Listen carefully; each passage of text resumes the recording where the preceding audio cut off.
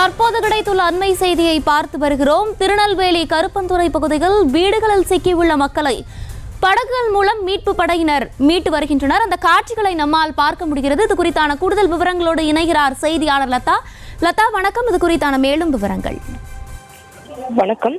நேற்று முன்தினம் பெய்த மழையின் காரணமாக திருநெல்வேலியின் பல்வேறு இடங்களிலும் மழைநீரானது தேங்கி இருக்கிறது. குறிப்பாக தாமிரபரணி ஆற்றில் ஏற்பட்ட அந்த வெள்ளப்பெருக்கின் காரணமாக பெரும்பான்மையான பகுதிகளில் அந்த வெள்ள நீரானது சூழ்ந்து காணப்பட்ட ஒரு நிலையில் தற்பொழுது அந்த தாமிரபரணி ஆற்றினுடைய அந்த வெள்ளம் என்பது குறைந்து இருக்கிறது. அந்த நீர்வரத்து குறைந்து இருந்தாலும் கூட பல்வேறு இடங்களில் தேங்கி இருக்கக்கூடிய அந்த நீரானது வெளியேறாமல் இருக்கிறது. இதற்கிடையே அந்த கருப்பந்துறை, திருநெல்வேலி மாவட்டம் கருப்பந்துறை பகுதியில் சுமார் 2000க்கும் மேற்பட்ட அந்த குடியிருப்புகளை அந்த வெள்ள நீர் சூழ்ந்து இருக்கக்கூடிய ஒரு நிலையில் அங்கே உள்ள சிக்கி இருக்கக்கூடிய மக்களை மீட்கக்கூடிய பணியில் அந்த மீட்பு படையினர் ஈடுபட்டு இருக்கிறார்கள். உள்ளே ஆயிரக்கணக்கான மக்கள் சிக்கி இருக்கக்கூடிய ஒரு நிலையில் தொடர்ந்து அந்த மீட்பு பணிகளானது நடைபெற்று வருகிறது. அந்த குடியிருப்புகள் மட்டும் இல்லாமல் அருகே இருக்கக்கூடிய வயல்வெளிகளையும் அந்த வெள்ள நீரானது சூழ்ந்து இருக்கக்கூடிய ஒரு நிலையில் வயல்வெளிகள் வழியாக சென்று படகுகள் மூலமாக அந்த மக்களை சிக்கி இருக்கக்கூடிய மக்களை மீட்கக்கூடிய அந்த பணிகளானது நடைபெற்று வருகிறது. மேலும்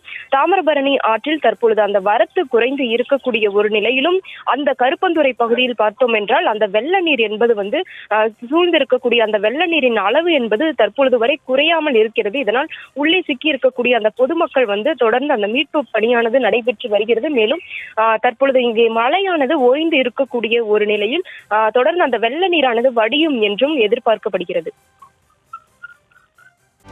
செய்திகளை உடனுக்குடனும் துல்லியமாகவும் தெரிந்து கொள்ள சப்ஸ்கிரைப் பண்ணுங்க.